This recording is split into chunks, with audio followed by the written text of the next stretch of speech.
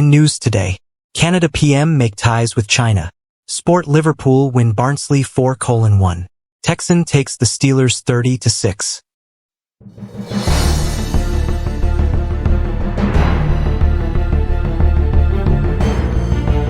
The trade tightrope. Carney government opens dialogue with Beijing on EV tariffs. Ottawa. Prime Minister Mark Carney is embarking on a high-stakes diplomatic mission to Beijing this week, marking the first visit by a Canadian leader to China in nearly a decade. At the top of a fraught agenda is a burgeoning trade war over electric vehicles, EVs, that has pitted Canada's industrial heartland against its agricultural powerhouses. The visit, scheduled for January 13th to 17th, 2026, represents a significant recalibration of Canadian foreign policy. Since taking office last March, Carney has sought to diversify Canada's trade portfolio and insulate the economy from increasingly protectionist policies in the United States. The EV canola standoff. The current dispute traces back to 2024, when the previous government under Justin Trudeau imposed a 100% tariff on Chinese-made electric vehicles, aligning Canada with U.S. trade policy. China swiftly retaliated by slapping punitive tariffs on Canadian canola, pork, and seafood. The prairies. Leaders in Saskatchewan and Manitoba are pressuring Ottawa to drop the EV duties to restore access to the Chinese market for their farmers, who have seen their second-largest export market effectively shuttered. Grand bargain or a strategic trap? Diplomatic sources suggest Carney is exploring a phased reduction of tariffs. One potential deal involves Canada gradually lowering EV duties in exchange for China dismantling its barriers on agricultural products. However, Carney faces a political minefield on two fronts. Domestic resistance. Ontario Premier Doug Ford has issued a blunt warning to the Prime Minister. "We can't back down." Ford has suggested he would only support a tariff reduction if Chinese automakers commit to building manufacturing plants in Ontario using Canadian labor. The Washington factor. With the CUSMA, Canada-United States-Mexico Agreement, review looming, U.S. President Donald Trump has signaled that any backdoor for Chinese goods into North America could face a 40% transshipment tariff. Carney must prove to Washington that rapprochement with Beijing does not compromise North American economic security. "We are starting from a very low base and we can move quite substantially before we start to get to sensitive areas," Carney remarked following a preliminary meeting with President Xi Jinping last October. "People sometimes simplify it down to give this for that. That's not how it works." Beyond the auto industry. While EVs are the flashpoint, the Carney government is also looking to expand trade in natural resources, LNG, and clean energy. The Prime Minister has set an ambitious goal to double Canada's non-US exports over the next decade. Critics, including Conservative leader Pierre Poilievre, have characterized the trip as a sellout that risks increasing Canada's dependence on an authoritarian regime. Conversely, supporters argue that a stable relationship with China is a pragmatic necessity in an era of global trade disruption. As Carney sits down with Premier Li Qiang and President Xi Jinping at the Great Hall of the People, the world will be watching to see if the former central banker can engineer a soft landing for Canada's most complicated trade relationship. Sports. Liverpool overcome spirited Barnsley in high-stakes FA Cup clash at Anfield. Final score: Liverpool 4-1 Barnsley. The magic of the FA Cup returned to Anfield on Monday night as Liverpool played host to League One side Barnsley in a third-round tie that promised drama and high stakes. While the 4-1 scoreline suggests a comfortable evening for Arne Slot's side, the reality was a match defined by individual brilliance, a glaring defensive error, and a controversial penalty shout that left the visitors feeling aggrieved. A flying start and a moment of complacency. Liverpool, heavy favorites heading into the clash, wasted little time asserting their quality.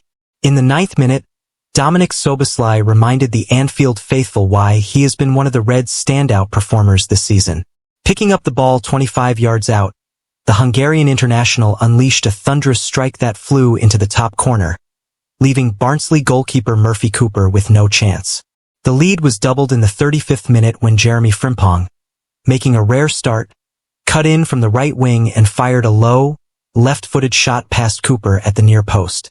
At 2-0, many expected the floodgates to open, But the magic of the cup had other ideas. Just 5 minutes later, Szoboszlai turned from hero to villain. Attempting a flashy backheel inside his own 6-yard box, he gifted the ball to former Liverpool Academy player Adam Phillips, who clinically slotted home to make it 2-1 and send the traveling Tykes into raptures heading into the break. Penalty controversy and the quality gap. The second half saw Barnsley grow in confidence, led by a sensational performance from winger Reyes Cleary. The 21-year-old was a constant thorn in Liverpool's side, nearly forcing an equalizer on multiple occasions. The game's turning point came in the 60th minute, when Cleary powered past Szoboszlai into the penalty area. As he prepared to shoot, he was brought down by a challenge from behind. Despite furious protests from Barnsley manager Conor Hourihane and the visiting fans, the referee waved play on. With no VAR in operation for this round of the competition, the decision stood, much to the frustration of the League One side. Clinical finishers seal the deal. As Barnsley pushed for a late equalizer, their energy began to wane, and Liverpool's bench strength proved decisive. Substitutes Florian Wirtz and Hugo Ekitike combined to kill the game in the final 10 minutes. In the 84th minute, Ekitike's delicate flick found Wirtz, who curled a sublime finish into the top corner to make it 3-1. Deep into stoppage time, the roles reversed as Wirtz broke the offside trap and squared the ball for Ekitike to tap into an empty net, sealing a 4-1 victory. Looking ahead, the win secures Liverpool's place in the fourth round, where they are set to host Brighton and Hove Albion. For Arne Slot, the match provided a valuable opportunity to rotate his squad, including a professional debut for young prospect Rio Ngumaha, though the hamstring injury that forced the teenager off in the second half will be a concern. Barnsley, despite the defeat, leave Anfield with their heads held high. Currently sitting 17th in League One, Hourihane's men showed they could go toe-to-toe with the Premier League's elite, proving once again that in the FA Cup, the gulf in league positions can be bridged by heart and determination. Match highlights: 9-foot goal, Szoboszlai LIV. 35-foot goal, Frimpong LIV. 40-foot goal, Phillips, Bar. 60-foot major penalty shout for Barnsley turned down. 84-foot goal, Wirtz LIV. 90+ 4-foot goal, Ekitike LIV. Words are cheap. Mike Tomlin sidesteps future questions after 7th straight playoff loss. Pittsburgh, as the clock struck midnight at Acrisure Stadium on Monday, the Pittsburgh Steelers' 2025-26 season ended in a familiar, agonizing fashion. The 30-6 wild card drubbing at the hands of the Houston Texans didn't just knock Pittsburgh out of the postseason. It reignited a firestorm of speculation surrounding the future of the NFL's longest-tenured head coach. Mike Tomlin, entering his 20th year with the franchise, famously doesn't live in his fears. But he spent the early hours of Tuesday morning living in the frustration of a 7-game playoff losing streak.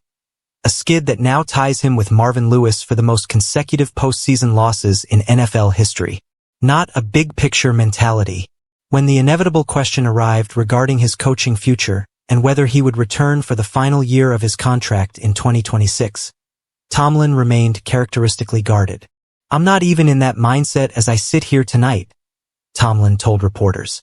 "I'm more in the mindset of what transpired in this stadium and certainly what we did and didn't do. Not a big-picture mentality as I sit here tonight." The coach broke into audible "Fire Tomlin" chants during the fourth quarter. His response was blunt. "Words are cheap. It's about what you do or you don't do." Lead to a quiet exit.